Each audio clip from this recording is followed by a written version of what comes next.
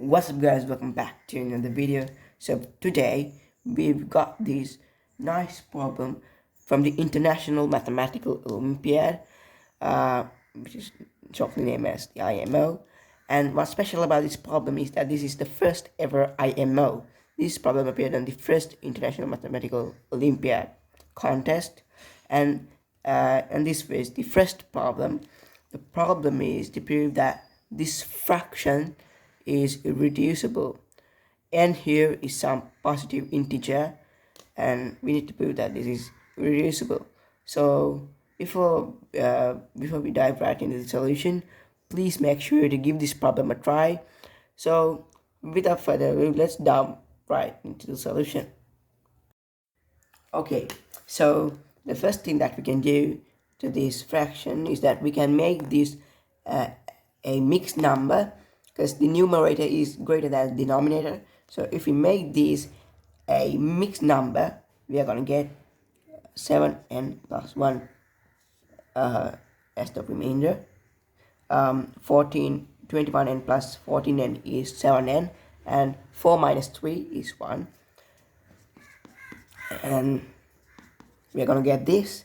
And now notice that 14n plus 3 is the same as 7n plus 1 times 2 plus 1, right? When we expand this out, we get 14n plus 2 plus 1, and this is 3, which is the same thing as I've written here. And now what does this tell about this fraction? So because there's a plus 1, because when we take 1, it's not a multiple of anything. So because there's a 1, this is always gonna be, no matter what the value of n is, this is always gonna be irreducible. So let's denote this thing by x. This is also x, the same thing. Let's say that x is a multiple of 5. So if x is a multiple of 5, 2x should also be a multiple of 5.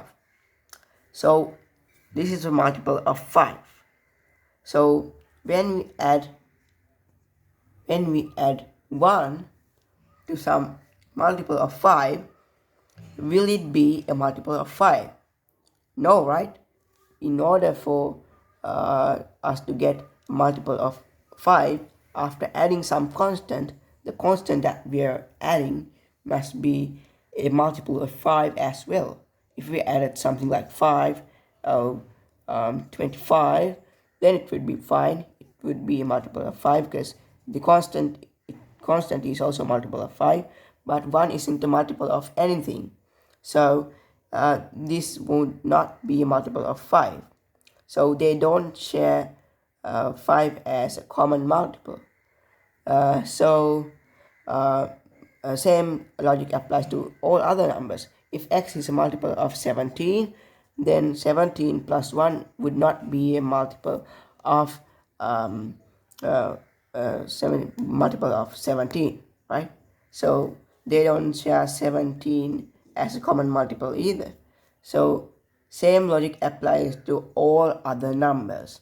It doesn't matter what are the multiples of x are. Always, because 1 isn't a multiple of anything, this is going to be reducible. The only common multiple that we are going to share with each other is 1. So so what does that tell about this problem? So if we have some improper fraction which is reducible, let's take 9/6 for an example. And when we turn this into an improper fraction, the remaining fraction must be reducible as well. It doesn't matter what fraction we have. Now this is also a reducible fraction, and when we turn this into an improper fraction, this the remaining fraction is also reducible, right? It is just 1/3. And what's the reason for that? So let's say that we have two numbers, p and q, which are relatively prime, and relatively prime means they don't share a common multiple, so then they are not reducible. So we multiply both of these numbers by some number n, and when we turn this in, now as you can see, because we are multiplying both of these two numbers by the same number, this fraction is reducible. And when we are making it a mixed number, we have to subtract a pn from this thing, and because we can factor out a n from this quantity, it is reducible. So that's the reason why when we turn some improper fraction which is reducible into mixed number, the remaining fraction is also reducible. But in our case, the remaining fraction is not reducible. So what that tells us is that the improper fraction that we started with is also not reducible. Therefore, the fraction 21n plus 4 over 14n plus 3 is irreducible. So that's the solution for this problem. So hope you guys enjoyed this video. So please make sure to hit the thumbs up button and subscribe to my channel. See you guys in the next video.